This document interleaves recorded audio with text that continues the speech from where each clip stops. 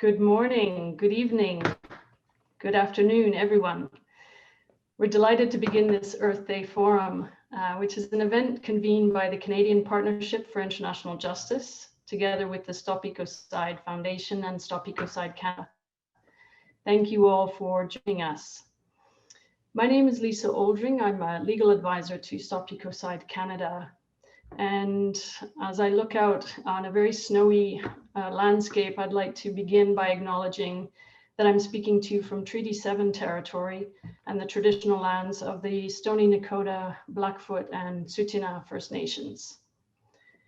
For those that are not familiar with Stop Ecocide Canada, we're part of a global campaign, Stop Ecocide International, which was co-founded by Jojo Mehta, together with the late Polly Higgins.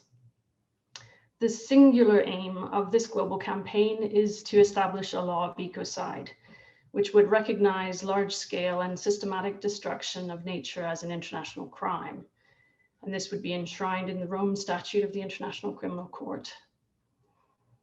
Our aim with Stop Ecocide Canada is to build support and ensure that Canada's stated commitment to being a world leader for the climate includes making ecocide an international crime.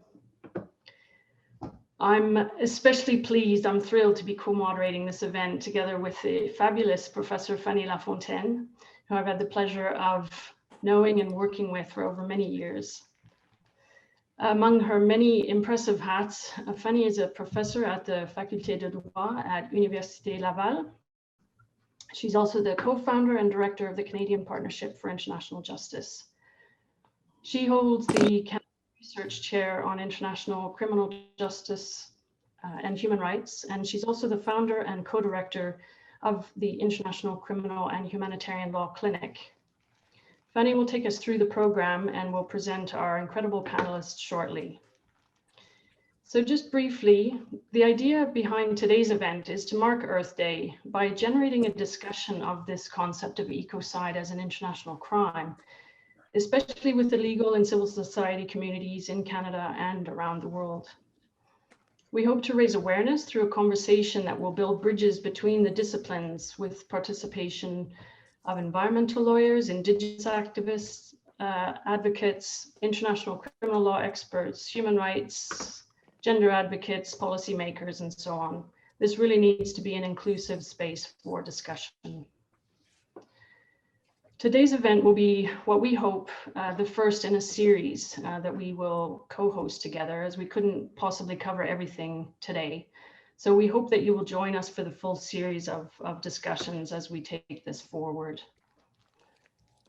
Before we introduce our panelists, I would really like to thank our amazing team of behind-the-scene organizers, especially at the CPIJ and Université Laval. Thank you, Eric, and a whole team of colleagues who've also made sure that we have simultaneous interpretation for this event. So participants should feel free to ask questions through the chat Q&A function, either in French or in English, however you're comfortable. So I'll now invite Fanny to say a few words and to introduce our panelists. Over to you, Fanny. Merci Lisa, bonjour à tout le monde, bonjour à tout le monde qui se joignent à nous de plusieurs pays, de partout au monde. Donc, comme Lisa l'a dit, vous pouvez choisir la langue entre le français et l'anglais dans le bouton interprétation en bas. On vous promet que la prochaine fois, on essaiera d'avoir de l'interprétation, notamment en espagnol. On a reçu beaucoup de demandes de nos amis, collègues de l'Amérique latine notamment, qui auraient voulu que ce soit ainsi. On a manqué de temps cette fois-ci, mais on le fera la prochaine fois. Donc, bienvenue à tous de partout. C'est un grand plaisir d'être ici avec vous. Je réitère moi aussi mes remerciements à l'équipe qui a organisé ça, notamment Eric et Mélanie, d'avoir participé à ça. Donc, je suis professeure à l'Université Laval. Je vous parle donc en direct de la magnifique ville de Québec, qui se situe sur le territoire de la nation Huron-Wendat, que je salue. Je salue d'ailleurs le travail de toutes les communautés autochtones qui sont essentielles à la protection des territoires et des écosystèmes. C'est d'ailleurs un sujet qui sera l'objet de beaucoup de discussions dans le futur au sein de notre collaboration avec la Stop Ecocide Foundation. Le format de la conférence, c'est assez simple. On va d'abord donner la parole pour quelques minutes à nos 3 magnifiques conférenciers que je vais vous présenter rapidement. Et ensuite, Lisa et moi allons diriger une période de questions. Donc, on veut que ce soit une discussion entre nos conférenciers. Peut-être que même Lisa et moi, on se donnera le privilège d'intervenir, de discuter, de participer. Et ensuite, on vous donnera la parole, chers auditeurs, surtout ceux qui sont avec nous en Zoom. On vous permettra de poser des questions. Vous pourrez utiliser l'outil de conversation pour ce faire et on va essayer de trouver le moyen de répondre à la plupart des questions. On permettra de poser les questions à nos panélistes pour permettre d'avoir une discussion la plus ouverte possible. Donc, je vais présenter rapidement les panélistes et je vais le faire très rapidement parce qu'on veut entendre le sujet. Et vous trouverez les bios des panélistes dans l'outil de conversation, les bios complètes, parce qu'on a des gens très importants. Donc, d'abord, Jojo Mehta, thank you so much for being here with us. This is a real privilege. So, Jojo is the co-founder, as you mentioned, Lisa, of the Stop Ecocide campaign, but she also coordinates the international campaign and also is the chair of the board of the Stop Ecocide Foundation in the Netherlands. She's convener of the independent expert panel for the legal definition of ecocide, which is going to be one of the topic of our discussion. So welcome, Jojo, and I will briefly introduce the 2 others, and then we can get on with our fun today and talk about the stuff we're here to talk about. Our second speaker is Daryl Robinson, my good friend. Hello, Daryl. He's a part of our partnership, the Canadian Partnership for International Justice. He's a professor at Queen's University Faculty of Law. He worked for the creation of the International Criminal Court, and he's won awards for this. He also worked at the International Criminal Court for quite some time as an expert on international criminal law. It's a real privilege to have you here, Daryl. Thank you so much. Et notre dernier, je suis désolée de faire le switch français-anglais, mais voilà, on est au Canada. Entre nous, on l'est. Géraud de la Saint-Genièse. Bonjour, Géraud. Géraud est professeur et mon collègue à l'Université Laval, à la faculté de droit, où il enseigne le droit de l'environnement et le droit des changements climatiques. Il est également conseiller scientifique pour le Réseau international des étudiants pour le climat. Donc, on est heureux de t'avoir avec nous, Géraud, parce que c'est peut-être le grand défi de la création d'un crime d'écocide. C'est, comme Lisa l'a mentionné, de joindre ensemble les différentes disciplines, les gens qui travaillent sur différents sujets à travers les secteurs d'activité. Donc, très heureux d'avoir des experts donc, en droit pénal, mais aussi en droit de l'environnement pour créer une synergie de discussion vers un objectif commun de protection de l'environnement. Donc, bienvenue à tous et sans plus tarder, je cède la parole à Jojo. Merci, thank you very much. It's fantastic to be with you today. And I would like to start actually just by honouring Polly Higgins, because it's 2 years exactly yesterday, in fact, since she departed this life. And we co-founded the Stop Ecocide campaign together in 2017, by which time Polly had already spent 7 years crusading for the recognition of ecocide as an international crime. And I spent the last 4.5 years of her life working closely with her. And this brings us to the core of this work, which is that it's a very, very precise campaign. It campaigns for something that we kind of think of as a strategic intervention, almost like an acupuncture needle, in terms of the kind of impact that we hope this can create. And that is to criminalize ecocide at the international level, specifically at the International Criminal Court. And it's probably worth just giving a couple of key indicators as to why we pursue that particular route. And the first is a kind of practical legal one, I suppose, in the sense that the ICC is unique in the fact it's the only global mechanism which directly accesses the criminal justice systems of all its member states. There is no other global mechanism that does that in that way. And so if you create a crime at the International Criminal Court, then any member state that ratifies that crime must include it in its own domestic legislation. And so it creates the possibility of a coherence across borders and across jurisdictions, which is particularly important with serious environmental crime, because the worst offenders are transnational corporations and their supply chains. And so being able to create a law which has a coherence across boundaries is very important, because those companies are perfectly capable of jurisdiction hopping according to where the laws are more lenient and so forth. So that's a first and very practical reason. The second reason is more political. And that is something that we can actually, my point is observable right now in France. And it is this, that legislating for ecocide as a nation, sort of on one's own, can make a government feel a little nervous. It's quite scary, the idea of being the first on the block, or, I mean, of course, there are some jurisdictions that have ecocide in their penal codes already, but haven't really used it. And for any major economy right now to decide to do that on its own is quite a scary prospect because of established economic relationships and the fact that when you bring in national legislation, that can happen quite quickly. What we want to do with this law is bring everybody with us. We're in a global emergency here, climate-wise, biodiversity-wise, in terms of an ecological emergency. And it's not going to cut it if some people want to go forward and others want to hold back. This is very much a campaign where we want to bring the whole world with us. And what that requires is some time, not too much time. We don't have too much time, but a little time, because the corporate sector and the politicians all need to get their heads around this and start looking at things like transition policies, compliance pathways, all of that kind of thing. And so to aim at the International Criminal Court is actually politically quite a sensible thing to do, because it's politically easier and safer for a government to support an international crime of ecocide. It means that they can put their cards on the table about going in the right direction, look great doing it, and at the same time know that they don't have to act from one day to the next, but also know that once many other countries stand with them, that this can move forward together with everybody working together. And so there's safety in numbers. And of course, from our perspective, that's also the most practical, because that's what we want. We actually want the whole world to be moving together on this. So that's quite a strong political reason. And the reason I say that it's playing out, that point is being played out in France right now, is that France is the first country to say that they want to legislate internationally, but also to do so nationally in recent months. And that's been driven quite strongly by grassroots pressure at the public level, which is incredibly important, and I'll return to that.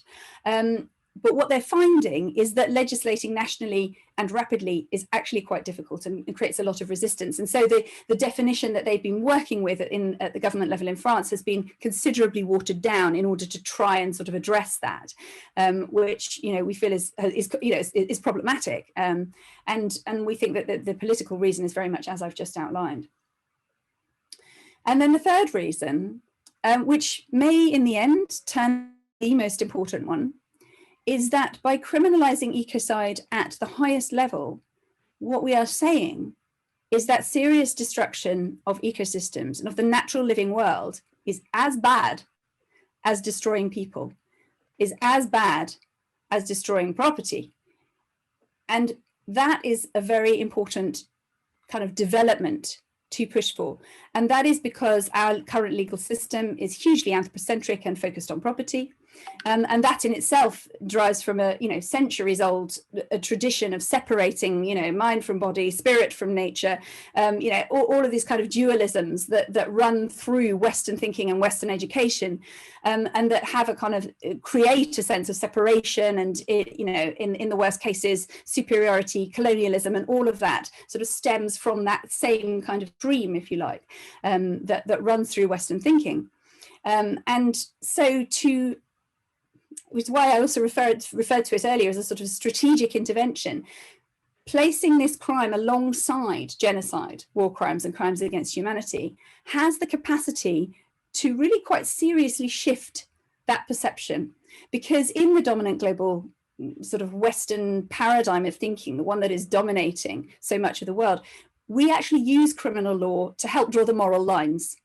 So, you can't go to a government and ask for permission to slaughter a few hundred people for your next business. Yeah, that's criminally unacceptable, and it's morally unacceptable. But currently, some of the industrial activities that at their worst lead to ecocide are not only permitted, they're licensed. And so there's a very strong difference in perception.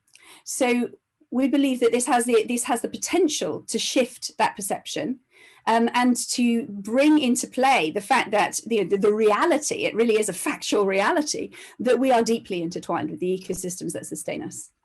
And of course, the indigenous voices with whom we are communicating more and more recently understand this profoundly. I've always understood this. And so there's a potential there for a major shift. And the other thing that we believe that this sort of shift at the top level has the capacity to do is to help with shifting the perception around the enforcement of environmental regulation, which is already in place.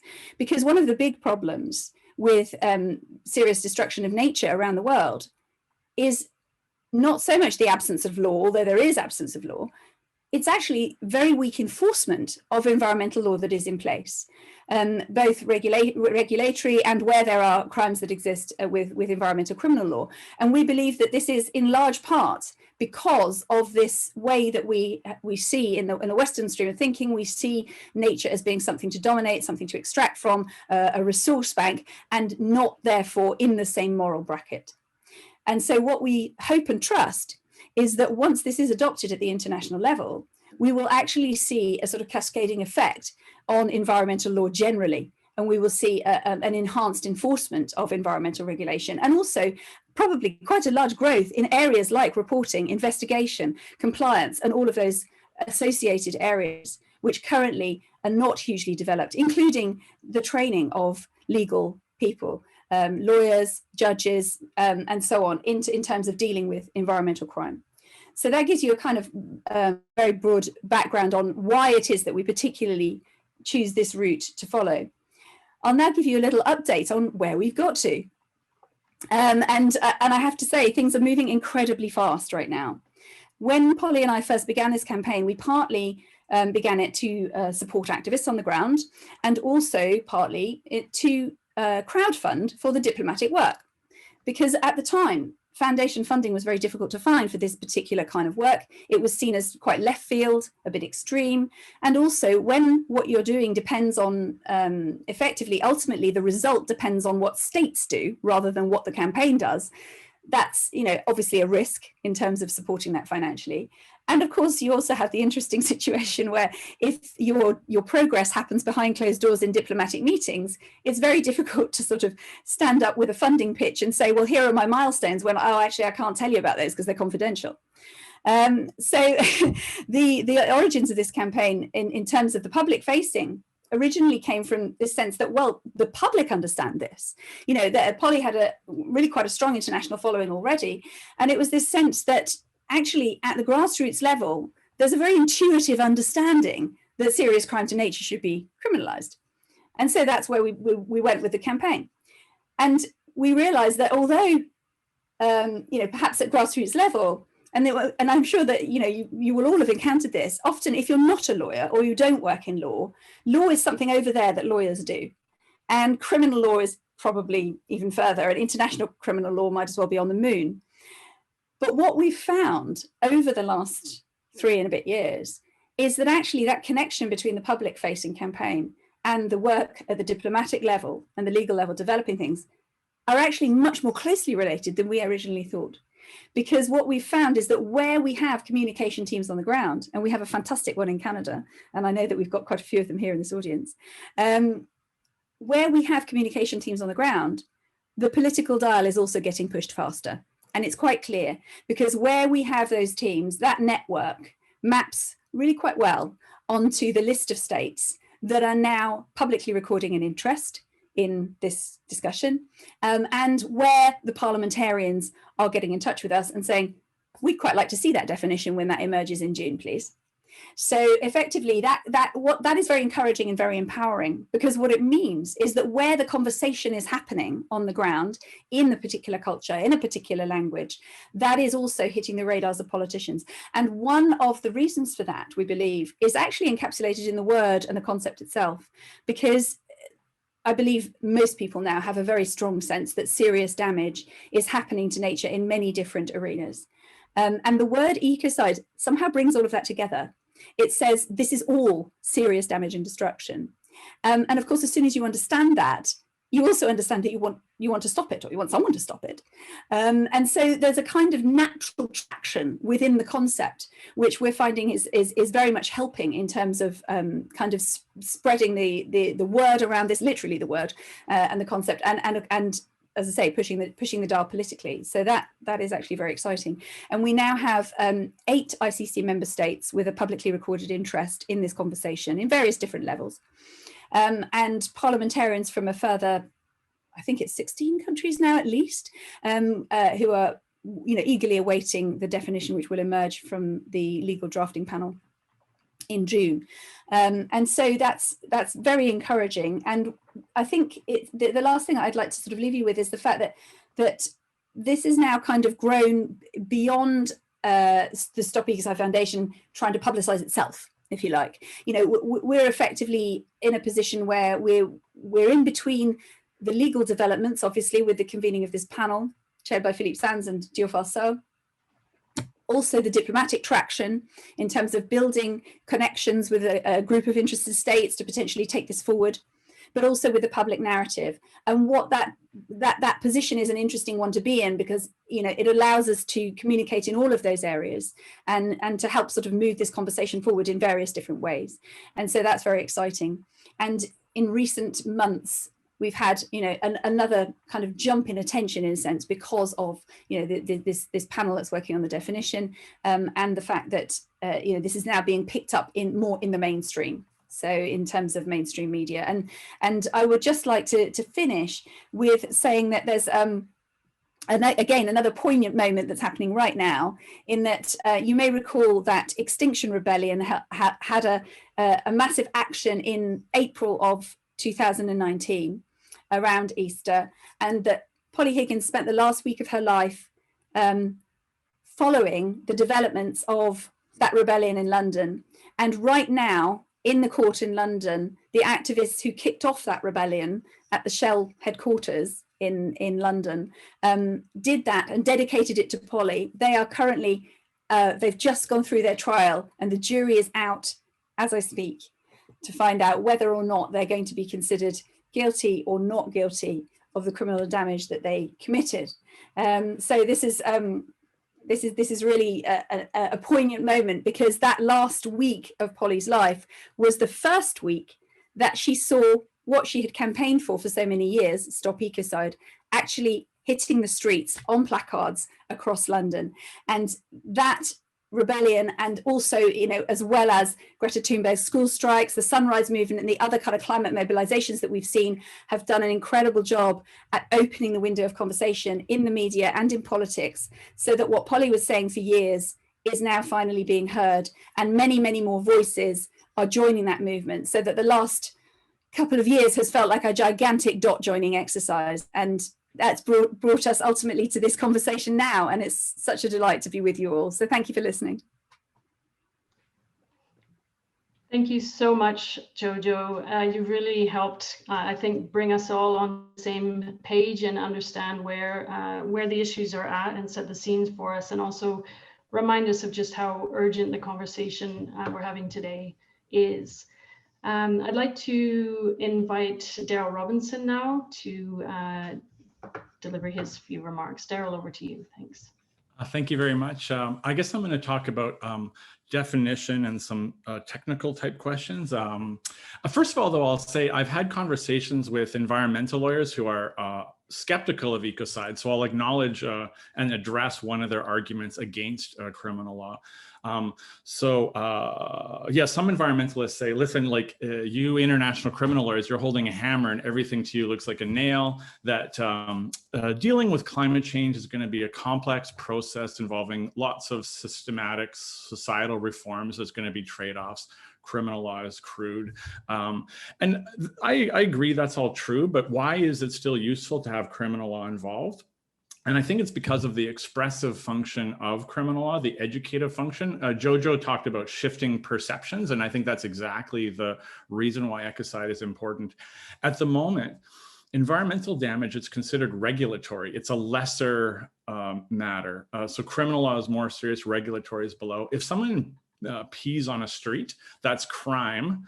But if you flood a city with toxic metals, injuring everyone in the city, that's usually not really addressed, right? So, and this is backwards. So the main message is, the main message of this is to make companies who are considering a harmful mega project just pause and really, really think, right? So changing that perspective that if you're destroying this little habitat that all humans and all life need, that is actually one of the most serious crimes. And I agree with Jojo as well about the idea of a cascade effect. Just because we have ecocide doesn't mean it's going to give less attention to lesser environmental offenses. If anything, I think it will help create that shift. I'll say a word about forum too. We're right now focused on the International Criminal Court because that's what states are looking at and that's the vehicle. So I think it's worth doing for the reasons Jojo gave. I will share with you my own agenda is I would like to follow it up with a multilateral treaty. We have multilateral treaties criminalizing all kinds of things, including cutting submarine cables. How about destroying the planet could be, you know, up there with cutting submarine cables. So, and why is that? International Criminal Court, it's just one jurisdiction. It's overwhelmed as it is. They might actually, in practical terms, do one ecocide case a decade, and then it will could very well lead to acquittal. That seems to be their track record. Not that acquittals are wrong, but you know, the court is struggling. So if we also had an environmental treaty with 160 states and all their national courts having this crime, I think that could have a really big effect. Other benefits of a treaty is the ICC has Article 30, which is quite narrow with respect to intent and knowledge. But environmental crimes involve recklessness and negligence a lot, so we need those. The International Criminal Court doesn't look at corporations as such. But it could look at the board of directors of a corporation, so that's okay. But in a treaty would be easy to cover corporate liability. And then another reason why I like a separate treaty is I picture a treaty could cover other things. So ecocide could be the centerpiece, but there are things that are short of ecocide that maybe we need to urge states to do more of. So I don't know if ecocide will include criminal negligence. It might not because of the fault, but then we could have that a negligence crime. Another one that's in my mind a lot, which I'll share with you just for 30 seconds, is climate disinformation. Climate disinformation or carbon fraud or whatever we want to call it. I think it's one of the biggest crimes of this century. And probably a lot of people here know this, but Exxon, for example, knew that global warming, and yet they deliberately sowed doubt in the public discourse, successfully delaying actions by humans to avert a global disaster. To me, that's one of the most inconceivably big crimes I can imagine. They successfully stopped firefighters from getting to the fire, right? So I would like to see something to do with climate disinformation or fraud and reporting and so on. But anyways, let's get back to the ecocide. So what are some issues? Ecocide is easy to say what we want. We want to cover the worst pollution and the worst emitters. It's actually really, really hard to define. In 1998, when we made the Rome Statute, we looked at humanitarian law and human rights law, and we took the worst prohibitions and then we criminalized them. So I thought with ecocide, it would be the same job. So we open up environmental law looking for the prohibitions. There aren't any. Environmental law says states will take this into account. States will give due consideration to this. States are going to make an action plan. There's caps in trading systems, not prohibitions, just like, developing countries have common but differentiated responsibilities, which makes sense. But it's just, everything is really loosey-goosey in environmental law. Even the ones that are famous, like chlorofluorocarbons, CFCs, we banned. But then when I looked at it, it has exceptions, phase outs. There's not much in the way of hard prohibition. So that's challenge number one, is what is the prohibited thing? It turns out environmental law itself is all about balancing of things. So what do we do? Another issue is, what's the threshold going to be? Obviously, the threshold shouldn't be so high that the crime is unworkable. But figuring out the right threshold, it's going to be not a one-dimensional equation, but a two-dimension, because we want the best definition we can get that also gives lots of state support, right? So that it's how good is your definition multiplied by how many states do you have, right? Which will give you the biggest. I'm picturing, you see what I'm doing here? I'm drawing this graph, right? And I'm trying to maximize the area. That's going to get the big impact. So yeah, and it's a tragic thing, but in the world we're in right now, states are the gatekeepers. So it's got to be something, we define something so terrible that states will say, yeah, that's bad. And there's a lot of terrible things happening. So if we could criminalize terrible stuff, that would actually have a big impact in the world. So where do we look for our definitions? There's different attempts to define genocide out there, ecocide out there. One was by a guy named Falk. His was intent to destroy an ecosystem. That might be too narrow, because that intent to destroy, that would require someone who has the purpose of destroying an ecosystem, or at the ICC, it would require knowledge of certainty of destroying an ecosystem. And that might be too rare, because typically the environment gets harmed as a byproduct. Someone's pursuing profit and they're just, right? So intent might be the wrong idea. Another interesting one was, I'm not sure the pronunciation, Neret, I don't know, but they talk about planetary boundaries, doing a harm that pushes the Earth beyond its capacities. That's kind of interesting. And the downsides of that one would be, that might be hard to prove in a criminal law setting. And also, I see these harms as they're an accumulation of things. It's hard to find the one guy who pushed the Earth over the tipping point. So I'm not sure about the planetary boundaries. My two favorites, one is Polly Higgins. It talks about disrupting the peaceful enjoyment of something by inhabitants. That's, I think, pretty good. And the International Law Commission talks about doing widespread, long-term and severe damage to the environment. I find both of those are more concrete and more easily applied. Okay, I got 2 minutes left, but that's okay. I think I'm kind of done. So I'll say, some issues to figure out is, I think the three ingredients of ecocide, there's going to be an impact threshold. How much impact is needed to make this crime of international concern? There's going to be a fault standard. What's the mens rea going to be? And the fault might be, some people would say intent. I'm a little worried for the reasons I gave, that intent might be too narrow. I don't think people intend to destroy the environment. Maybe negligence makes sense, or will states find that too inclusive? And in between the two is knowledge. Doing something with the knowledge that it's likely to cause harm, which is my personal favorite. Oh yeah, I'm still good. I got 1 minute and 20 seconds left. Greenhouse gases, should that be included? Carbon, I think yes. I think carbon emissions is, climate change is one of the biggest problems facing the world. It has to be included. The difficult part is figuring out when is an emission criminal. So that's really tough. And lastly, I suspect the third ingredient is somehow ecocide has to tap into environmental principles. Like the polluter pays principle, the precautionary principle.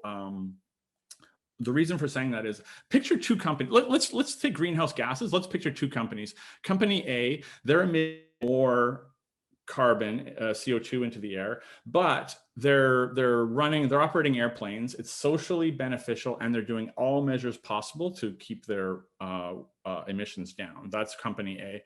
Company B has lower emissions, but they are wasteful. They've corrupted the domestic system. They've got an unnecessary carbon intensive project. They're making no efforts to mitigate.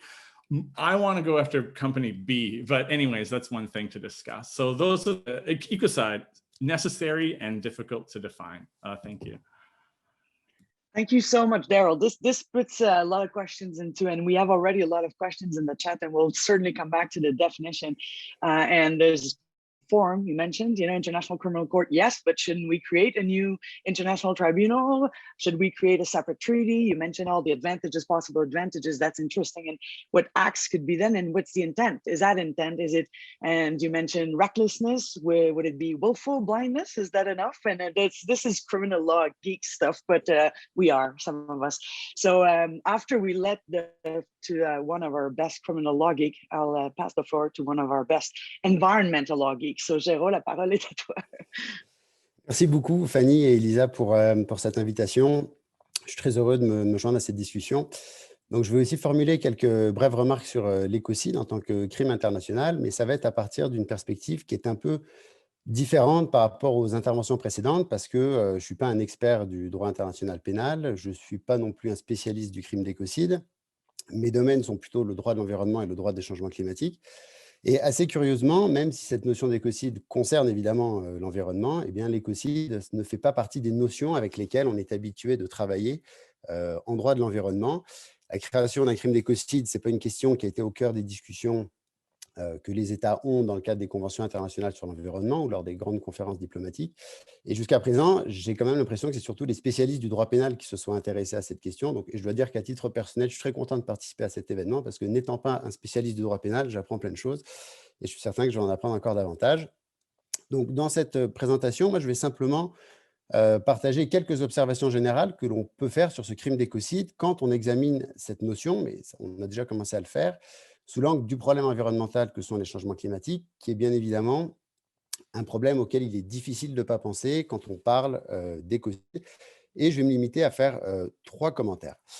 Alors, la première chose, c'est que du point de vue du droit international des changements climatiques, la reconnaissance d'un crime international d'écocide viendrait combler un manque assez évident, puisque, et on a commencé à le dire, dans sa forme actuelle, les règles internationales qui ont été mises en place pour lutter contre les changements climatiques ne permettent pas de sanctionner pénalement les personnes physiques, que ce soit des dirigeants d'entreprise ou des responsables politiques ou les entreprises elles-mêmes, qui font preuve de négligence à l'égard de leurs émissions de gaz à effet de serre ou qui autorisent aussi des projets que l'on appelle d'ailleurs de plus en plus des projets climaticides. Et donc, ces traités sur le climat, comme l'accord de Paris, ce sont des instruments qui sont faits par les États, pour les États, qui ne visent pas directement à réglementer le comportement des individus. Et l'idée de sanctions et de répression, ce sont des idées qui sont complètement étrangères à ces traités. Et d'ailleurs, on le reconnaît explicitement dans l'accord de Paris, puisque les mécanismes de reddition de comptes sont de nature non accusatoire et non punitive. Et donc, au lieu de réprimer et de sanctionner, eh bien, ce droit international des changements climatiques repose plutôt sur l'idée d'incitation et de négociation. Donc, on n'a rien dans ce droit international des changements climatiques actuellement qui permettrait de dissuader, par la perspective d'une sanction pénale, les opérateurs économiques ou les responsables politiques d'émettre ou de permettre l'émission de gaz à effet de serre.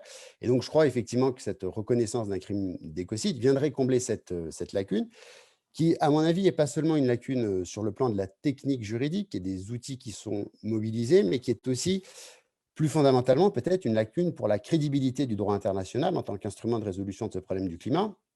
Et ce que je veux dire par là, c'est que ça fait 25 ans maintenant, un peu plus, que l'on négocie des règles sur le climat et qu'on arrive à des résultats, et je crois que c'est un euphémisme, qui sont très limités. Et donc, on en vient maintenant à se dire que ce problème des changements climatiques, en fait, il est trop grave pour que la seule réponse que le droit international apporte soit une réponse qui soit fondée sur l'incitation, la négociation et le respect des souverainetés nationales. Donc, tant que le droit international n'aura pas défini une sorte d'interdit fondateur, pour reprendre une expression de la professeure française Mireille Delmas-Marty, eh bien, on peut se dire que ce droit international n'aura pas en fait pris véritablement le problème des changements au sérieux.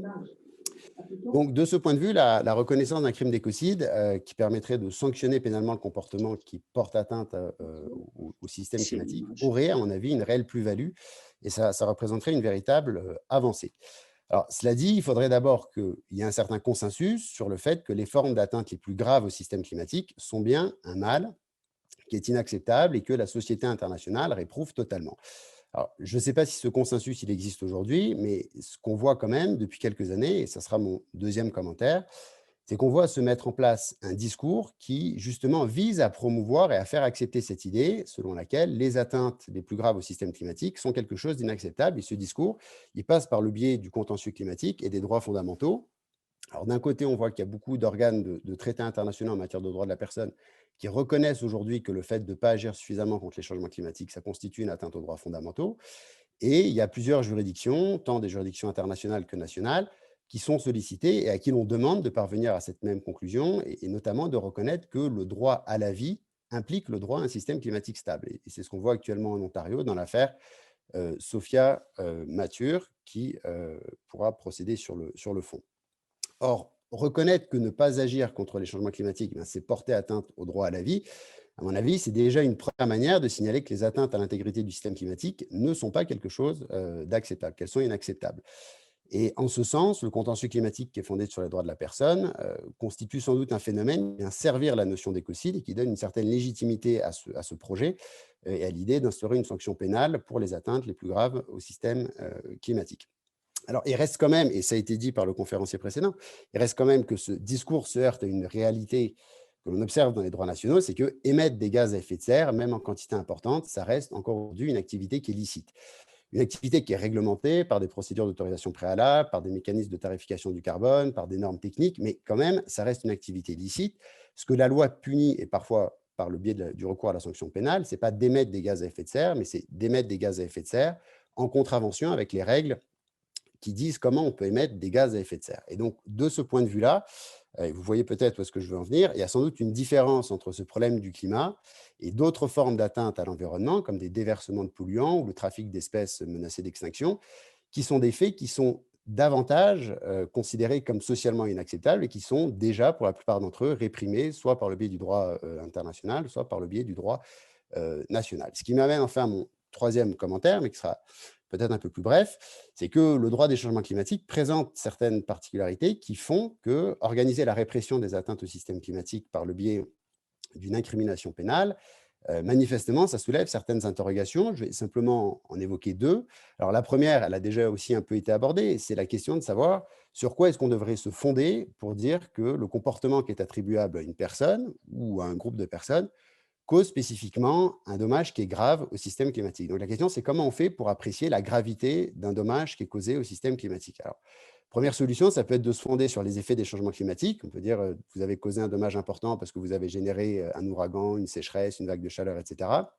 Mais évidemment, on est confronté ici à un problème avec la question du lien de causalité. Donc, pour contourner ce problème de causalité, ça serait peut-être de recourir à des seuils indicatifs.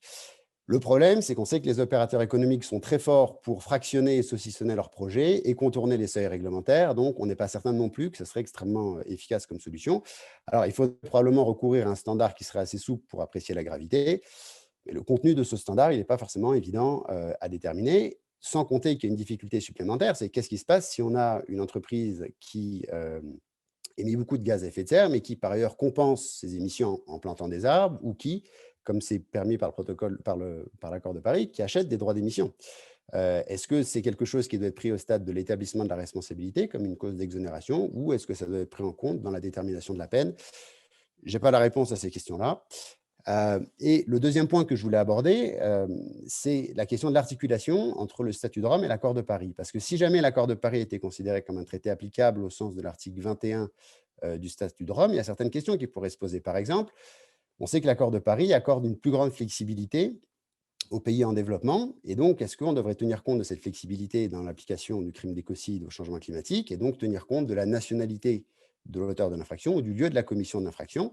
Il y a peut-être aussi une difficulté plus fondamentale qui est que l'accord de Paris, en fait, n'interdit pas formellement aux États d'émettre des gaz à effet de serre. Donc, on pourrait très bien dire, par une interprétation à contrario, que ce traité, en fait, a une fonction permissive et qu'il autorise donc les États, et par voie de conséquence les entreprises, à émettre des gaz à effet de serre. Donc, je me demande comment on fait pour réconcilier cet aspect-là avec la dimension répressive du crime d'écocide. Alors, je m'arrêterai ici, mais mon point est de dire, il y a effectivement pas mal de questions qui se posent sur le fait de comment appliquer cette incrimination au contexte des changements climatiques.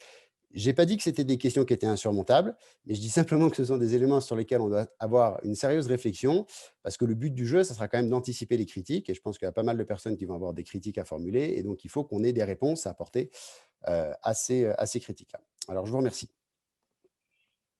Merci, Géraud. C'est une perspective. Puis tu as vraiment apporté des points là, qui comblent, en fait, qui complémentent ce que Daryl et Jojo ont dit, hein, qui démontrent un peu la complexité, la simplicité apparente du crime d'écocide et ensuite la complexité concrète de le mettre en œuvre et de voir comment on le fait. Donc, la partie qui suit, il y a des excellentes questions dans le chat et inquiétez-vous pas, on va laisser le temps pour une discussion avec vous qui êtes là parce qu'il y a vraiment des bonnes questions et plein de monde qui ont envie de discuter avec vous. Mais avant même de vous poser une question, j'aimerais peut-être vous laisser réagir à ce qui a été dit. Je voyais Jojo et Daryl faire ça quand Géraud parlait. Donc, peut-être un à la suite de l'autre, je vais donner la parole peut-être en ordre inverse, Daryl, Jojo, puis ensuite Géraud, juste pour répondre un peu si vous avez des choses à répondre les uns aux autres suite à ce que vous avez dit, puis ensuite on continuera. Donc, Daryl, je vois que tu... I just wanted to respond to some of the really good questions in the chats.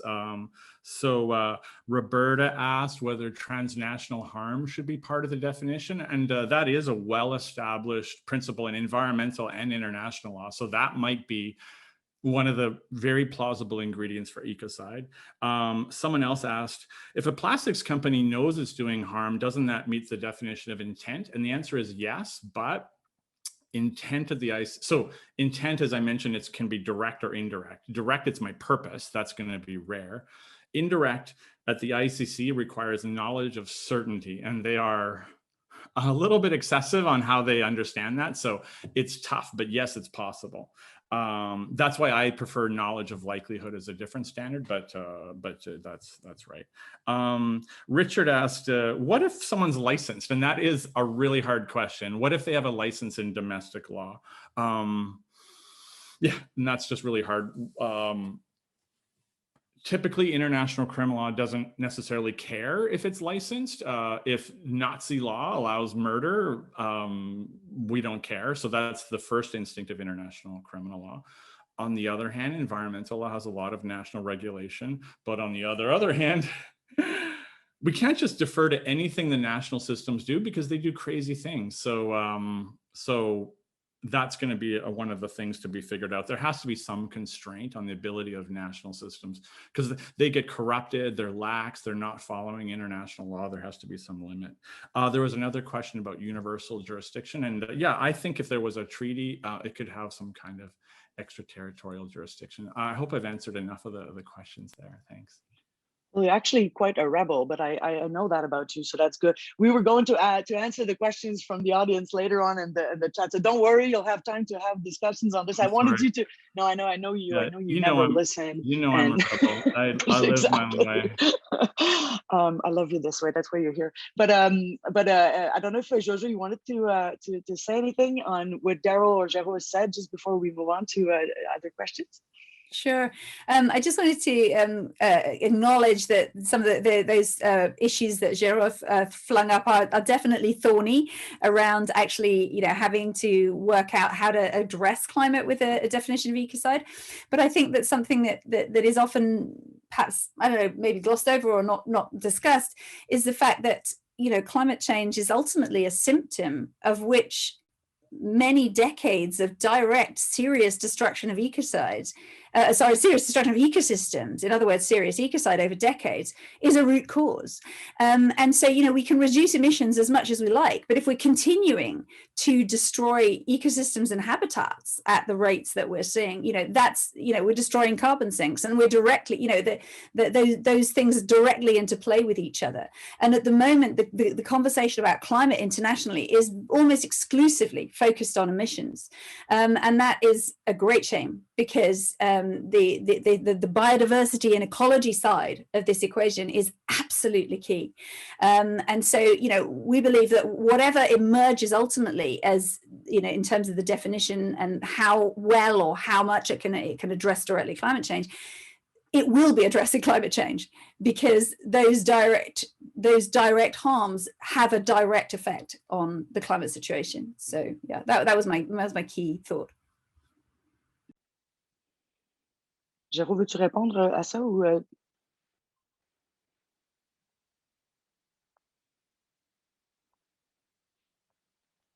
Je ne sais pas si tu cherches ton micro ou tu m'ignores, donc on va continuer. Okay, non, j'ai une coupure, je m'excuse. Non, mais en fait, je voulais simplement peut-être faire un commentaire que je crois qu'au-delà de la question de l'écocide, il y a une problématique qui est en train d'apparaître ici, qui est une problématique qui me rappelle une problématique qu'on a eue il y a quelques années dans le domaine du droit de l'environnement avec le projet de pacte mondial sur l'environnement, qui est qu'il est difficile d'ajouter des briques, j'allais dire, intersectorielles ou transversales dans ce droit de l'environnement alors qu'on a construit un droit de l'environnement sur des choses qui sont assez fragmentées et parcellaires. Donc, j'aime bien l'idée du traité séparé dans lequel il y aurait des incriminations pénales, parce que je crois que ça pourrait permettre de capturer mieux la diversité des situations d'atteinte à l'environnement. Et j'ai peur qu'une seule incrimination pénale ne puisse pas permettre d'encapsuler tous ces problèmes-là. Il y a aussi un danger aussi de stratégique sans doute, qui est le fait de prévoir une incrimination pénale large, donnera plus de pouvoir aux juges et est peut-être moins susceptible d'être accepté par le législateur, ici les États. Donc, il y a aussi une question de savoir quel est le pouvoir qu'on transfère aux juges versus le pouvoir que les États auront dans la définition de cette incrimination. Et j'ai l'impression que les États garderont peut-être davantage de pouvoir s'ils s'amusent, entre guillemets, à négocier un traité, que si on fait une incrimination courte et générale et en faisant un transfert de pouvoir important vers le juge. Il y a peut-être aussi des enjeux de légitimité démocratique qui se posent ici, parce que ce sera difficile d'expliquer, d'influencer le travail du juge sur la manière de construire les interprétations de la qualification.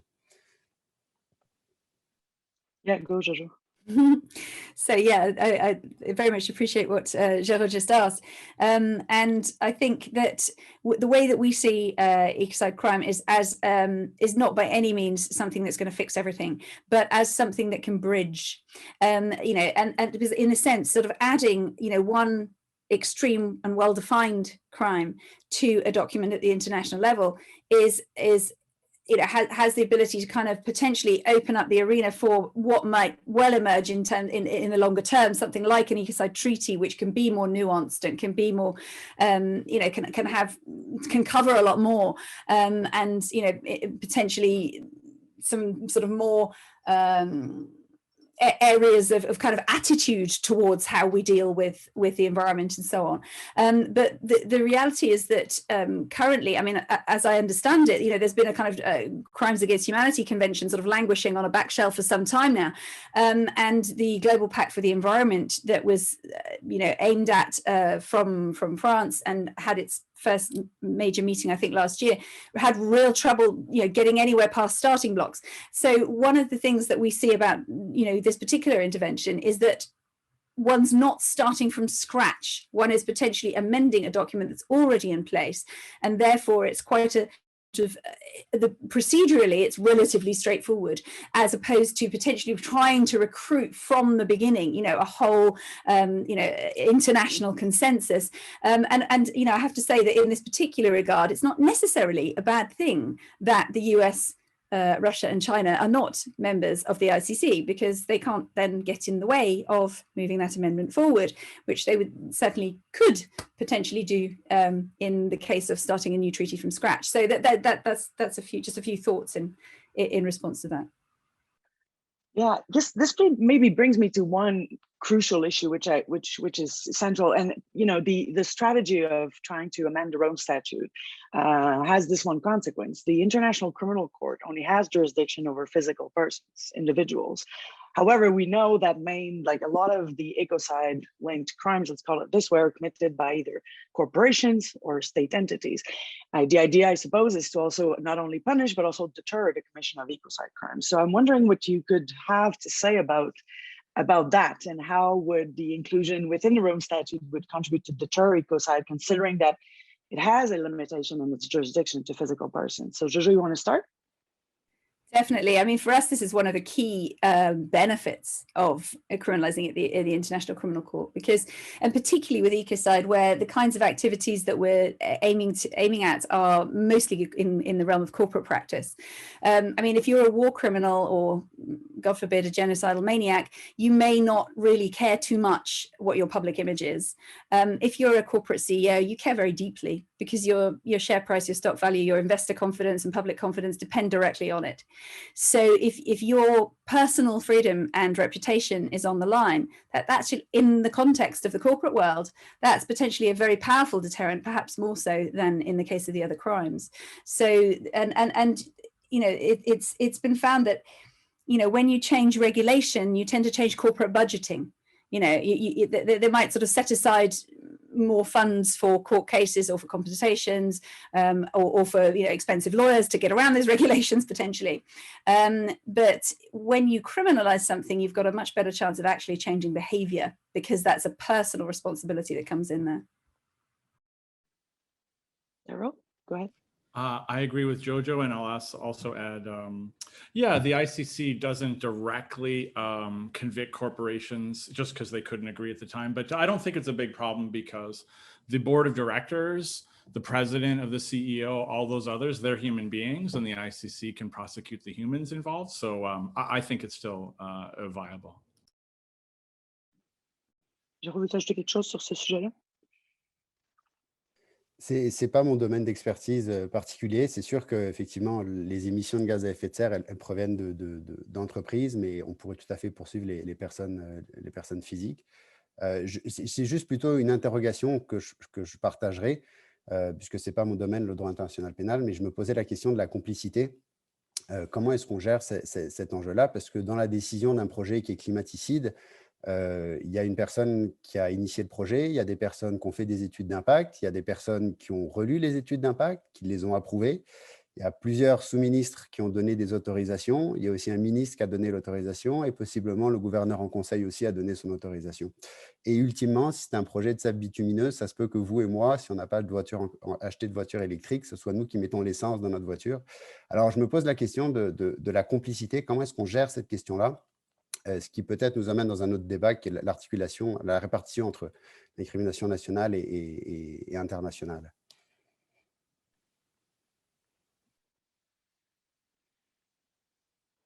Lisa, did you want to jump in?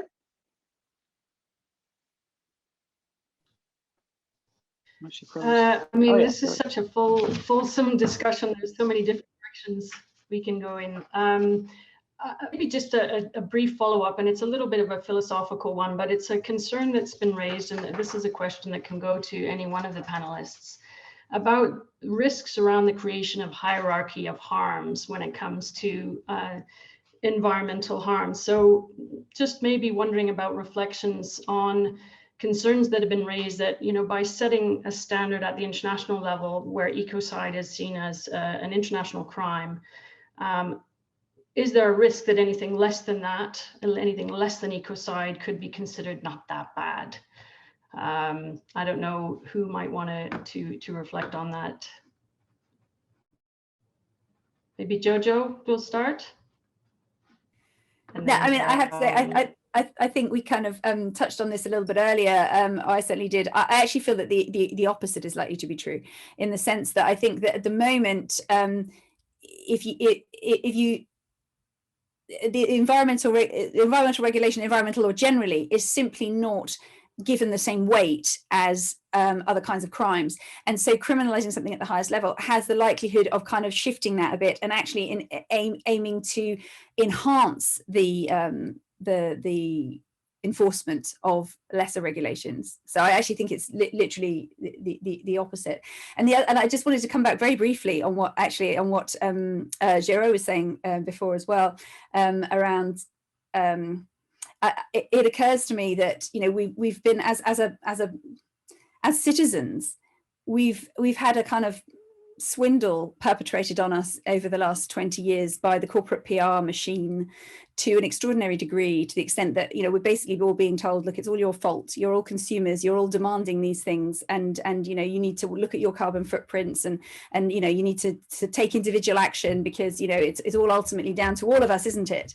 Well, that's not a reality. I mean, if you think about, you know, I live in a rural area, so I have a car. It's a fossil fuel car, not because I want it to be, but because I can't afford anything else. And that's not a decision I made. That's a decision that was made in terms of who's subsidized, you know, who's, you know, where's the lobbying happening at the top level. So, you know, there's a way in which kind of aiming at that top level and at those individuals actually, you know, makes a lot of sense in the kind of bigger picture of, you know, where that responsibility lies. You know, we're not just consumers, we're citizens, and we're given certain options. So yeah, anyway, that was an aside on the other subject.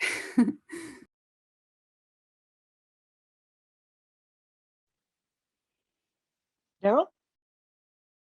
I think Jojo crushed it, but I guess I can add one thing is the Rome Statute also has Article 10, which says, listen, just because we've defined these extra awful war crimes and crimes against humanity and genocide, it doesn't mean that everything else is okay. So that appears in Article 10 of the ICC statute.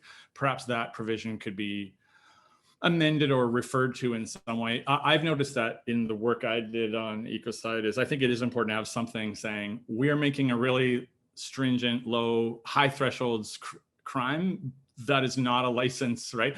It's not a license to do everything else. And I agree with Jojo that I think it'll be momentum enhancing rather than sucking up all the oxygen.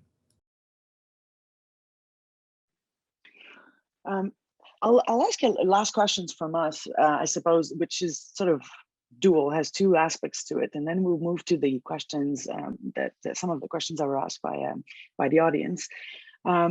You know, you mentioned, I think at different levels, I think Jour at the end you finished on this, is the impact of the creation of an international crime of ecocide at the national level. You know, obviously we know for some of us that the International Criminal Court is founded on this complementarity issue, which means that technically if you ratify the Rome Statute and eventually the amendment on ecocide, you would criminalize the crimes of the Rome Statute in your own law. You could create jurisdiction. We've mentioned really quickly, Daryl, universal jurisdiction. So I'm wondering if you could just really tackle really quickly, what impact do you think it would have at the national level? Jojo, you mentioned some states have already criminalized the crime. I think France just did a délit d'écocide, which was a bit, but so do you think that would, yeah, I know it's not a perfect victory, but I mean, my point is, what would you think it has an impact on the criminal aspect in national law? And my second question linked to that is, what should Canada's role be? You mentioned at the very beginning, Lisa, Canada as being a champion for a technical for international justice and human rights, at least it prides itself in saying this. Where is Canada in this debate? Has it been there? I hope we have people come from the Justice Department that is with it, that are with us. What should we do at the grassroots level here to ensure that Canada plays a significant role in this larger debate? So whoever wants to take the floor first. I'm happy to take that last part first, I suppose, and I think I'll leave the more sort of criminal law aspects to Daryl, perhaps. But in terms of Canada, I mean, what we would hope from Canada, as we hope from any country that is engaging in this conversation, is to declare at whatever level that it would support an international crime of ecocide. You know, we believe that that's not a particularly difficult thing politically to be able to say, and it also has an implication of, you know, we can see this coming, and I think this is really important. The fact that people can see this coming. So when you say what can we do in Canada, what can we do anywhere, is talk about this. You know, talk about ecocide. Use ecocide as a word to describe serious damage and destruction. Keep, you know, make the conversation, you know, so that nobody can ignore that conversation, because it is a question of people need to think about this, and they are actually starting. I mean, some of the conversations that we're starting to have now with NGOs, with the corporate sector, with, you know, a whole bunch of different people, is around the fact that, you know, this is something that is approaching. And in fact, even insurance companies, in fact, I think it was a reinsurance company that Polly Higgins had a conversation with a few years ago. I think it was someone from Lloyd's of London, and they said, look, we know something like this is coming. It's just a question of when. You know, so that whole conversation, bringing that to life and saying, okay, this is something that is being defined now, it's being considered, it's going to be in discussion, et cetera, just stimulates that kind of thinking that we need, that people are saying, okay, so, you know, we may be seeing this parameter coming into play. I mean, we see it as a kind of a guardrail, if you like, you know, a kind of a course correction and a steer to sort of send things in the right direction. And a large part of the power of that is seeing that coming and having those conversations that, you know, long before it actually ends up in the black letter of the law, it's already starting to make a difference.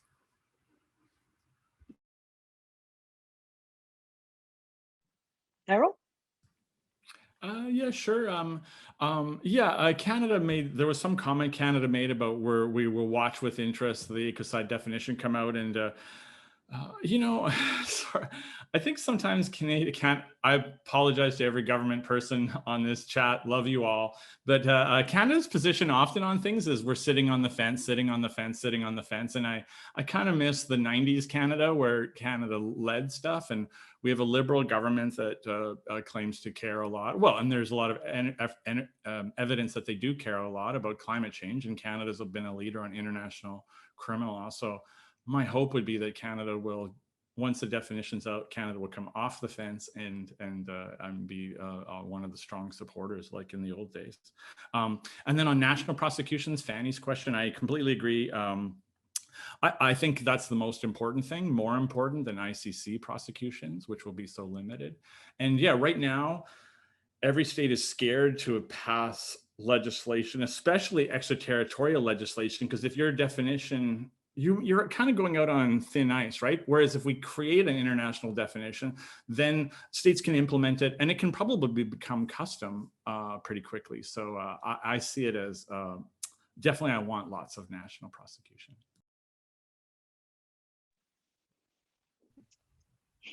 I also think there's a breadth that is possible as a result of that, in the sense that, I mean, you just pull an example out of the air. I mean, let's say you've got a US company that's committing ecocide in, Venezuela, and it happens to have an operational office in Belgium.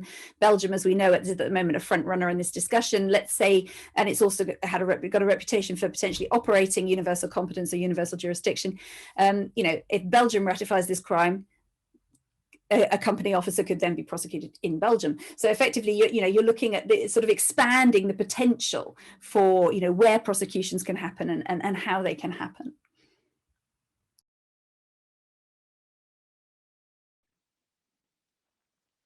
Lisa?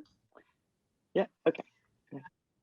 Thanks for that. I just wanted to come back to some of the questions in the chat, and also just remind all of us that this is the start of the conversation, and we're really hoping that we will focus on some of these huge issues, but we'll pick up on the discussion at a future event. But I just wanted to come back to, there are one or two questions coming in from the chat that are kind of linked to this notion of human harm. So from Patty, question directed to Jojo: is it helpful to think of ecocide as an enforcement mechanism for the right to life? Or is it not imaginative to think of it in this human focused way? And there are one or two other questions focused on human health. And I know this has been part of the discussion when it comes to the definition. Is the focus strictly on harm to the earth and that having that real paradigm shift? Or can this be kind of an all-encompassing things, because after all, these are very much intricately linked. Jojo, do you want to start? Yeah, I'm happy to take that. I'm sure that the others will have thoughts on this as well. I mean, we very much hope that what emerges from this sort of drafting exercise will be something that is not restricted to human harm, that therefore can take into account harm that happens to ecosystems, regardless of whether it's also human harm. I think the question around the right to life thing is an interesting one, because we often get asked about the relationship between the ecocide movement and the movement for the rights of nature. And I mean, the way that we often think of this is that the sort of rights discourse and the criminal law one are kind of two sides of a coin. So, I mean, obviously the basic human right is the right to life, but that right to life is protected by criminal law. It's protected by the fact that, killing someone is a crime. And so in a way, we see ecocide as a kind of complement to the rights of nature movement, in the sense that, the ecocide could potentially protect the rights of nature. And indeed, the rights of nature movement is actually now quite répandu, I can't even remember the English word for that, across the world now, at the grassroots level. But it kind of represents an even stronger shift in mentality than ecocide crime does, because it requires like the whole legal system to acknowledge that not humans are not the only subject of rights. And obviously we know that corporations currently are as well, but it also can be treated as legal persons. But and so we see sort of ecocide almost as a kind of something that could slightly shift the mentality towards more broadly, accepting that rights-bearing subjects don't have to be human. So yeah, it's kind of interesting. There's a complementary relationship there.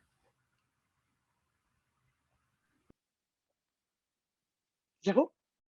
Oui, sur la question qui vient d'être posée, en fait, ça renvoie à la question de quelle est la valeur protégée par ce crime d'écocide. Et c'est une question que je me suis posée moi aussi, et en consultant les travaux qui ont été faits par le professeur Laurent Terre en France, effectivement, c'était une des questions sur lesquelles ils ont beaucoup débattu. Est-ce que la valeur protégée, c'est la nature pour elle-même, ou est-ce que c'est l'être humain en tant qu'utilisateur de la nature? Et ce débat-là est important parce que si on considère que ce sont les deux valeurs qui sont à la fois protégées, on peut très bien arriver à des conflits d'objectifs dans l'hypothèse, par exemple, où on a une espèce envahissante qui est nuisible pour l'homme, et ce ne sont pas des scénarios futuristes, c'est des cas avec lesquels on peut être confronté. Est-ce que ça serait un écocide de contrôler, éradiquer, supprimer, tuer des membres d'une espèce sous prétexte que cette espèce-là est néfaste pour l'être humain et porte atteinte à la vie? Alors, c'est des enjeux qui sont peut-être un peu plus philosophiques, mais je crois comprendre, sans être expert du droit pénal, que la question de la valeur protégée, c'est un élément très important dans la définition de l'incrimination. Et là aussi, il y aura évidemment un choix très clair à faire, qui si c'est inclus dans le statut de Rome, sera peut-être une différence importante par rapport aux autres incriminations, parce que si j'ai bien compris, les autres incriminations, la valeur protégée, c'est l'individu et pas autre chose qui est extérieur à l'individu. Joel, do you want to chip in, or should I? I asked John Packer, who's a member of our partnership and who has been following the discussion closely, to perhaps take the floor and ask his question. Are you there, John? And could you ask your question, please? I think it was directed at Jojo. Maybe everyone can respond. Hi, Yeah. it's a pleasure to have you with us. Nice to see everyone, and congratulations on this initiative and those who are driving this forward. I think it's a very important topic. I'm just thinking, I think there was another question also by Richard from Global Affairs, where the state is sanctioning what are evidently massive environmental damages, but justify them by compelling and normally considered sovereign rights, for example, over national security or defense. And I'm thinking very specifically, concretely, how Iraq justified the draining of the southern marshes in the early 1990s, which is one of the 10 most important freshwater areas in the world, largest biodiversity in the entire Middle East. But their invocation was national security. And they had a pretty fair argument. They'd been attacked by Iran, had an 8-year war, and so forth. So should we maybe be thinking about this also a little bit more like the Genocide Convention, where there's a state responsibility, in that case, to protect identifiable groups? Is there a state responsibility to protect or preserve, identify, or not cause specific and serious environmental harm, so that it doesn't create the problem of essentially sanctioning and protecting private actors or the state as such? By the way, this also connects with another question someone asked about reparation, because of course, one of the great shortcomings, if I may say, of international criminal law is virtually no meaningful reparation. And if we're talking about huge, ecocidal events, then I think we should be talking about some kind of serious repair. So I'd be curious to know how the panelists respond to this. Okay, I mean, I'll take the last part of that first, which is that obviously the reparations side and potentially restoration are those are aspects that would need to come into play at the obviously at the level of sentencing. And right now I sort of feel like we kind of almost haven't got that far in terms of where we've got to with this discussion in terms of the drafting and the legal side. We're just looking at the moment at defining the actual crime. But I certainly would hope to see, and I know Polly Higgins was absolutely adamant on this, that the sentencing for destruction of ecosystems should absolutely include reparation and restoration of some kind. And I think that there are also some interesting possibilities that are kind of popping up in other areas. For example, there's a group that's looking at kind of conservation litigation and how crimes against wildlife, threatened species and so on, could potentially also trigger, as part of that litigation process, trigger reparations as part of, and restoration as part of the response to that. So I think that is an area that is currently kind of under examined, but it's not, it's already in some litigation cases is already possible. There are mechanisms, but they're not really being used. So I think that's going to be a kind of quite a sort of growth area of investigation and discussion. And in regard to the earlier question about the, you know, the national laws and so on, I think, I mean, for me, this speaks to, you know, whether you're looking at ultimately defining the crime by how much harm it causes. And that's, I think, I mean, my personal preference around this would be that, in the sense that obviously we don't really know from now to 3 years' time what ecocidal activities will have been dreamed up. But if we're saying, you know, if we look at our definitions of terms and, you know, what is severe damage, what is long-term damage, you know, it's like those should be potentially the criteria, so that you may not, it's not necessarily the how or the why, it's what it's actually doing in terms of harm. And I think that potentially can go quite some way to addressing your question, John.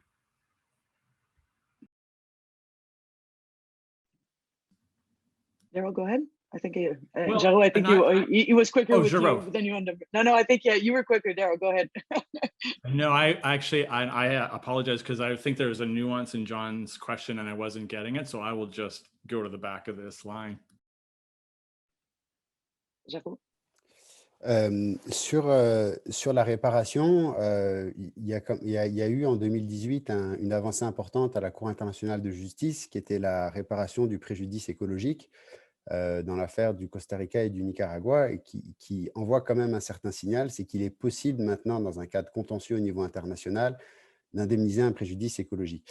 Alors, on peut discuter de la méthode qui a été utilisée. J'ai cru comprendre que la Cour internationale ne se prononce pas vraiment.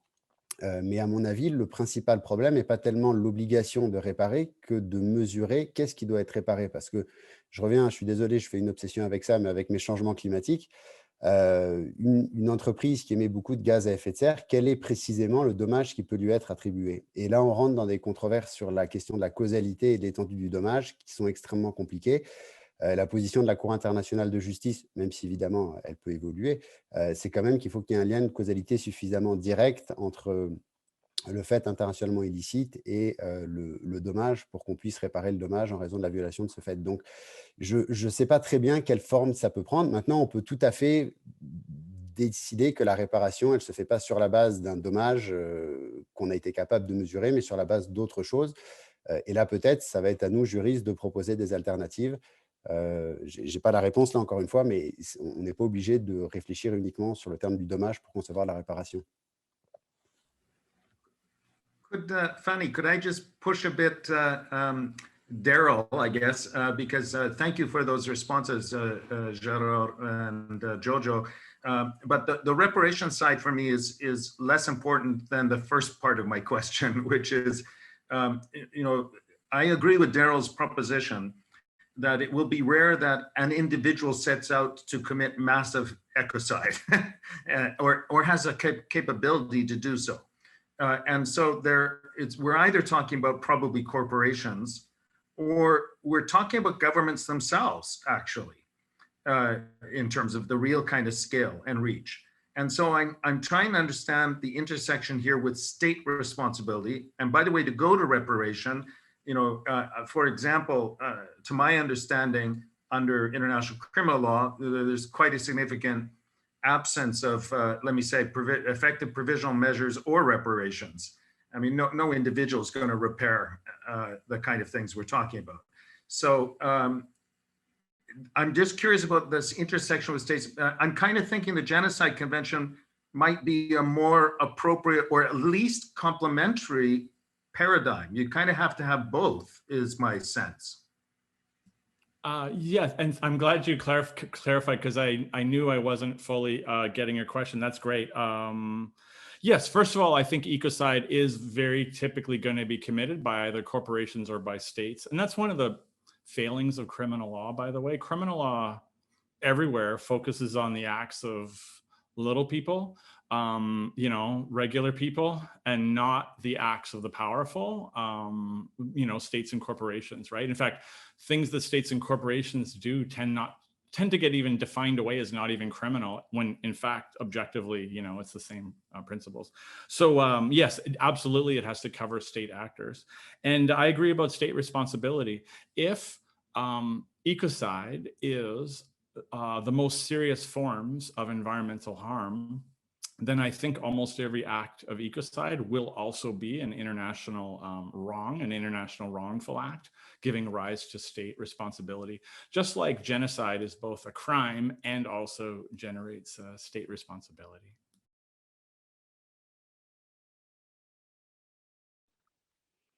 I wasn't sure if I was seeing your body language, Jojo, if you wanted to add anything, but this is one of the downsides of Zoom. The body language is difficult to read. We're about to wrap up. I know that Christina Borelli, you wrote quite a number of questions in the chat. I don't know if you want to take the floor if you're connected. If not, I can try. I think you were concerned about Venezuela particularly and just reacted to this question. So I would just ask you, have the benefit to ask the last questions if you're there. Thank you. Yeah, I mean, along the same lines as, I'm trying to get my video on, along the same lines as what John Parker was talking about with Iraq. In the case of Venezuela, you know, it's the actual regime and it's individuals at the head of the Venezuelan government who are promoting this ecocide and the illegal gold mining in, you know, protected areas, in World Heritage sites. It's open, it's unbelievable. So, you know, there, I guess it's an intersection of, you know, people, but it's also state driven. And, you know, how does that sort of work into all of this? Because it's, to me, it's not entirely clear. I got, you know, I get Jojo's point about how this law would protect governments and the safety in numbers or whatever, but you know, when the roles are reversed, how does that work?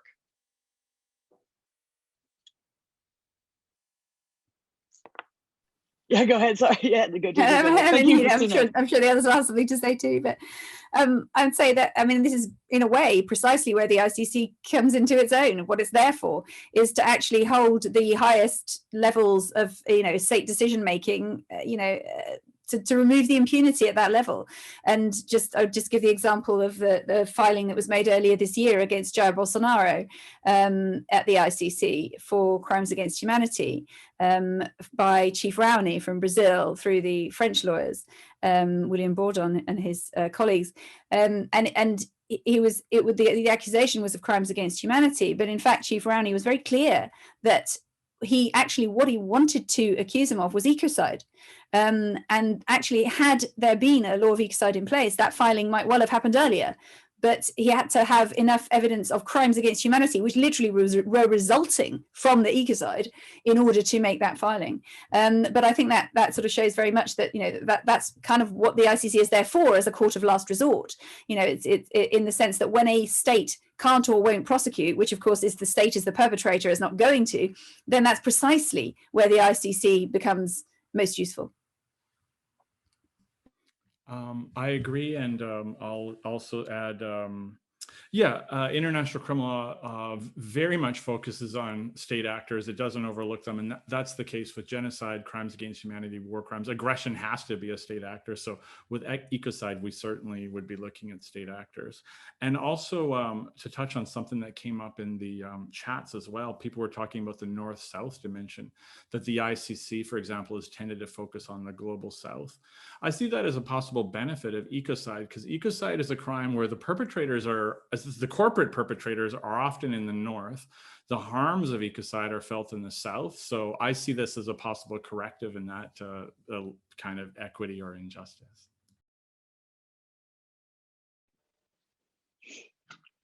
Jérôme, voulais-tu ajouter quelque chose? Je ne voulais pas te couper la parole. Non, en fait, non, j'avais beaucoup de... Excusez-moi, je réfléchissais en même temps. Il y a vraiment beaucoup de questions qui me viennent à l'esprit en même temps. Elles ne sont pas toutes liées à la question qui a été posée. Donc, je vais... mais enfin, si, je vais juste me permettre de revenir peut-être sur un point que Daryl évoquait tout à l'heure, qui est la relation entre le droit international général, la responsabilité des États et le droit international pénal, on a beaucoup de difficultés à aller chercher la responsabilité des États sur la base du principe de prévention. On sait que c'est une obligation de due diligence, on ne sait pas comment elle fonctionne, elle n'a jamais été testée. Je me dis, est-ce que ça veut dire que l'incrimination va aider à ce qu'on, entre guillemets, débloque le problème du principe de prévention en disant, dès lors qu'on condamne pénalement un responsable politique, ça veut dire ipso facto que l'État est aussi en violation du principe de prévention, ou est-ce que ça veut dire que c'est deux choses séparées, et à ce moment-là, ça pourrait être, excusez-moi, mais vraiment insultant pour le droit de l'environnement, parce que ça voudrait dire qu'on est capable de condamner pénalement quelqu'un sans aller chercher la responsabilité de l'État sur la base d'une violation du principe de prévention. Ça veut dire que ça serait extrêmement difficile de prouver qu'il y a une violation du principe de prévention. Donc, je suis désolé, je suis resté bloqué sur cette question d'articulation entre les corps de règles, mais ça fait aussi partie de l'élément. Après, pour peut-être répondre à la question qui avait été posée, effectivement, il faudra aller chercher la responsabilité pénale des chefs d'État en exercice qui commettent ces gestes-là. Je crois que c'est effectivement là où il nous manque quelque chose. La seule manière qu'on a pour le moment, si je prends l'exemple du Canada, de mettre une barrière à ces éléments-là, c'est par le biais du contrôle judiciaire et du droit administratif. Et très franchement, ce n'est pas extrêmement satisfaisant. Donc, il nous faut quelque chose de plus. Et en ce sens-là, le droit pénal, clairement, pourrait poser une limite supplémentaire quand les décideurs prennent des décisions.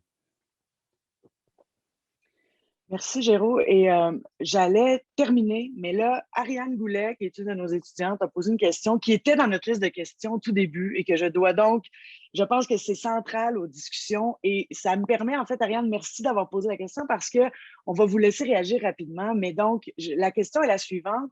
Est-ce que toute la question de l'écocide, etc., s'approche ou en ça tient compte de la conception autochtone ou du leadership autochtone dans la protection du territoire? Puis donc, quelle est la place des peuples autochtones, même dans les projets de rédaction de la définition?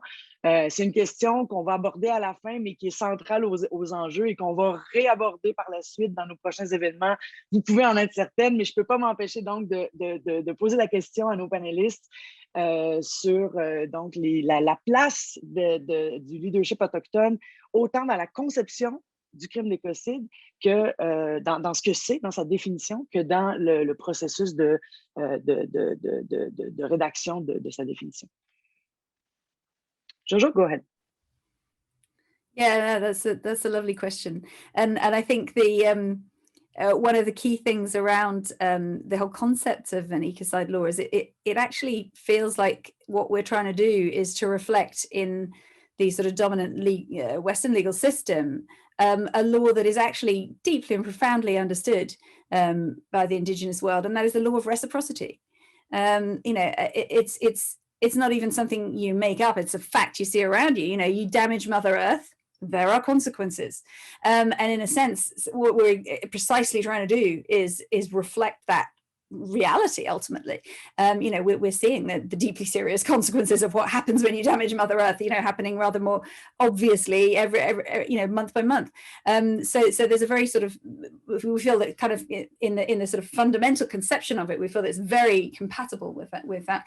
And then in practice, we've been engaging quite seriously with Indigenous leaders over the last few months, and we've actually convened a kind of advisory circle to provide some, you know, information and kind of thoughts and understandings and teachings around, you know, what might this law, you know, what should be considered, you know, what are the things that need to be taken into consideration from that perspective in the drafting of this law, and what aspects, you know, what sides of that could enter into ultimately into the definition, you know, whether that's in definition of terms, whether that's in, you know, in terms of what, you know, because one of the things that's really, really striking actually in our conversations with Indigenous voices has been that this complete understanding of the connectivity, so that there's not a separate, I mean, often even the term nature isn't even used as a separate term, you know, this is all part and parcel of the web of life, and so there's a kind of contextual element there that is really, really striking. And you know, and it's also perhaps just worth mentioning that there is a network of Indigenous leaders who are holding ceremony while the panel, the drafting panel, is having its meetings, which is just a phenomenal honor and, yeah, remarkable in terms of that the support at that level that is there for this work. So I just wanted to mention that. Thank you. Jour, Daryl, do you want to add anything to this? Yeah, sure. I agree, and I was I'm new to looking at environmental law, and I was sort of surprised to see how much environmental law is. It really sees this all about resource management, exploiting resources in a manageable way. So it would be amazing and wonderful to inject this idea of stewardship, not only into ecocide, yes, but even more importantly into all of environmental law. Here. Je ferai simplement un rapide commentaire. Évidemment, c'est une question sur laquelle il est difficile pour moi de me prononcer, mais je vais simplement partager quelque chose que j'ai observé dans le domaine des négociations sur le climat. Depuis plusieurs années, on fait appel à des concepts et des notions de communautés autochtones pour la conduite des négociations sur le climat. On l'a vu à plusieurs reprises, notamment dans le cadre des négociations de Durban, des négociations de l'accord de Paris, on l'a vu, dialogue de Talanoa. Et je constate quand même, c'est une observation empirique qui n'est pas du tout appuyée par des faits scientifiques, c'est vraiment empirique. On constate quand même que c'est un effet positif et apaisant sur le déroulement des négociations climatiques quand on fait appel à des concepts de droit autochtone pour structurer la négociation, pour organiser la procédure de négociation. Et donc, je partage simplement ce commentaire parce que je crois comprendre que dans ce mouvement de reconnaissance de l'écocide dans le statut de Rome, il y aura beaucoup de discussions, il y aura beaucoup de procédures qui devront être mises en place et l'utilisation de ces concepts-là, l'appel à ces concepts-là, à cette culture-là de négociation peut avoir un effet positif, même quand ce sont des délégués qui négocient depuis des années et qui ont beaucoup d'expérience. Merci. Sur ce sujet, on va revenir. Et d'ailleurs, je vais donc terminer malgré l'intérêt pour la question en vous remerciant. Lisa va avoir le mot de la fin. Mais évidemment, on va remercier nos panélistes. Merci à tout le monde qui est présent ici sur le Zoom, sur le Facebook Live. Merci de vous joindre à cette discussion-là. Je pense que c'est une discussion qui mérite d'être faite en partenariat, justement, en partenariat entre les différentes disciplines. Merci donc d'avoir été là de partout. On a des gens qui étaient des mouvements écologistes, des gens qui ne sont pas juristes, des juristes. Et donc, c'est ça, je pense que ce mouvement-là, Jojo, que vous avez créé, permet une discussion qui va croiser les disciplines, les secteurs, les intérêts et arriver à des choses. Et Géraud, je pense que tu nous as très bien alerté sur la nécessité de coordonner les régimes. Et je pense qu'évidemment, c'est au cœur de ça. Et donc, je vous remercie d'avoir soulevé ça. Je veux remercier, avant de céder la parole à Lisa, évidemment, au-delà de nos participants et de nos panélistes, les interprètes, M. Louis Casgrain et Kathleen Keller. Il paraît que vous avez des fans, hein, et j'ai reçu toutes sortes de messages. Là, vous êtes désormais des vedettes, donc merci beaucoup aux interprètes. Je veux remercier encore une fois, Lisa l'a dit au début, mais la fabuleuse équipe de la chaire, de la clinique à l'Université Laval et du Partenariat canadien pour la justice internationale. Éric, Mélanie Dufresne, Éric Sullivan, Mélanie Dufresne, Marianne Goulet, Marie-Michel Pelletier de la Faculté de droit, Rachel Jasmin. Vous avez été exceptionnels. Merci infiniment pour votre organisation impeccable. Vous connaissez les organisations partenaires, donc c'est une nouvelle collaboration entre le Partenariat canadien pour la justice internationale et Stop Ecocide Canada et la Fondation plus généralement. C'est extrêmement enthousiasmant. Et donc, je remercie tout le monde pour votre chaleureuse participation et je cède la parole à ma fabuleuse collègue et amie Lisa Aldring, avec qui j'ai eu beaucoup de plaisir à organiser cet événement. Lisa, c'est à toi. Thank you, Fanny. I can only echo everything you've just said. It's been, from the moment that we kind of linked arms, just an absolutely wonderful collaboration with the Canadian Partnership for International Justice. So we absolutely look forward to picking up and carrying this forward. And again, just warm thank you to Jojo and Daryl and Jour for such a full discussion, and it's just given us a great base to take forward. We've put in the chat the link if people are interested to the Stop Ecocide Canada website, where you can sign up to the newsletter for anybody who wants to kind of follow events and developments from here on. But we'll certainly be in touch. Really grateful for the really active participation from everybody today. So warm thanks and all the best, and we look forward to the next step. Have a good day, everyone.